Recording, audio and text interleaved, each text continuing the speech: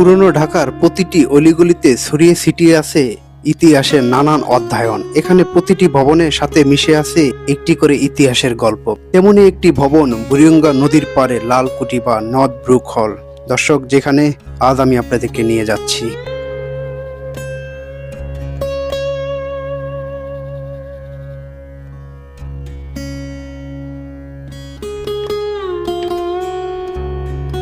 পুরনো দিনের গন্ধ মিশে থাকা জায়গাগুলিতে যাওয়া আমার কাছে নেশার মতো। এতে আমি দারুণভাবে মানসিক প্রশান্তি খুঁজে পাই।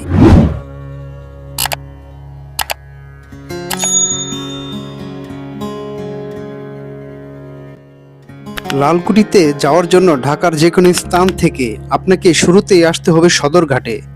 লালকুঠি বুড়িগঙ্গা নদীর একেবারেই তীরে অবস্থিত। এখানে লালকুঠি ঘাট বা লালকুঠি ভবনের নামে করা হয়েছে। লালকুঠি ঘাটের পিছন দিকে তাকালে দেখতে পাওয়া যায় লাল রঙের একটি দালান।